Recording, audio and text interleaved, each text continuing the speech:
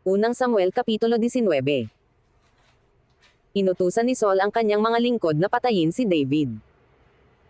At nagsalita si Saul kay Jonathan na kanyang anak, at sa lahat ng kanyang mga lingkod, na kanilang patayin si David, ngunit si Jonathan na anak ni Saul ay naliligayang mainam kay David. At isinaysay ni Jonathan kay David, na sinasabi, pinagsisikapan ni Saul na aking ama na patayin ka, ngayon nga'y isinasamo ko sa iyo, na mag-ingat ka sa kinaumagahan, at manatili sa isang lihim na dako, at magtago ka. At ako'y lalabas at tatayo sa siping ng aking ama sa parang na iyong kinaroroonan, at ako'y makikipag-usap sa aking ama ng tungkol sa iyo, at kung may makita akong anuman, ay aking sasaysayan sa iyo.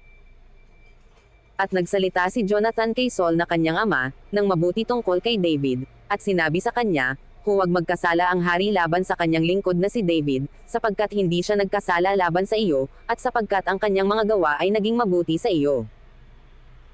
Sapagkat kanyang ipinain ang kanyang buhay, at sinaktan ang Filisteo, at gumawa ang Panginoon ng dakilang pagtatagumpay sa ganang buong Israel, nakita mo at nagalak ka, bakit nga magkakasala ka laban sa walang salang dugo, na papatayin si David ng walang anumang kadahilanan? At dininig ni Saul ang tinig ni Jonathan, at sumumpa si Saul, buhay ang Panginoon, siya'y hindi papatayin.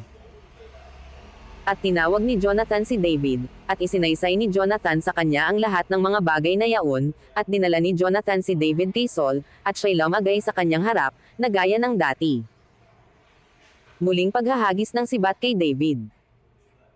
At nagkaroong muli ng digma, at lumabas si David, at nakipaglaban sa mga Filisteo, at pumatay sa kanila ng malaking pagpatay, at sila'y tumakas sa harap niya. At isang espiritong masama na mula sa Panginoon ay sumakay Saul, nang siya'y nakaupo sa kanyang bahay na tangan niya ang kanyang sibat sa kanyang kamay, at tumugtog si David sa pamamagitan ng kanyang kamay. At pinagsikapan ni Saul na tuhugin ng sibat si David sa dinding, ngunit siya'y nakatakas sa harap ni Saul at ang kanyang tinuhag ng sibat ay ang dinding, at tumakas si David at tumanan ng gabing yaon. Pagpapadala ng mga sugo upang patayin si David.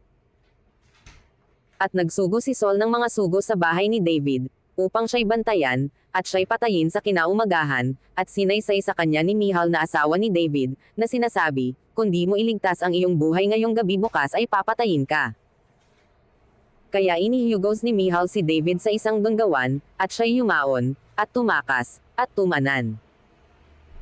At kinuha ni Michal ang mga terap, at inihiga sa higaan at nilagyan sa yulunan ng isang unan na buhok ng kambing, at tinakpan ng mga kumot.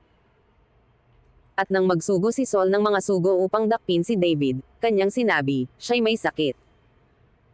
At nagsugo si Saul ng mga sugo upang tingnan si David, na sinasabi, ipanhik ninyo siya sa akin na nasa kanyang higaan, upang aking patayin siya.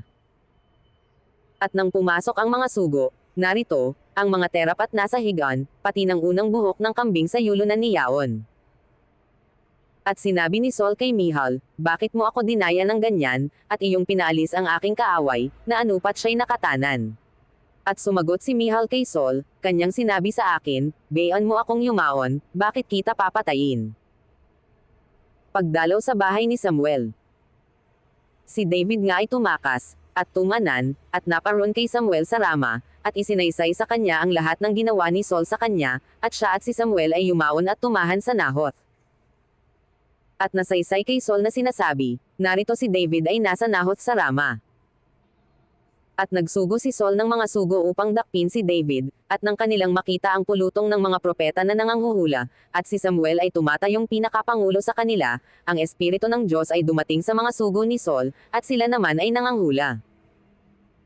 At nang may saysay kay Saul, siya'y nagsugo ng ibang mga sugo, at sila man ay nanganghula, at si Saul ay nagsugo uli ng mga sugo na ikatlo, at sila man ay nanganghula.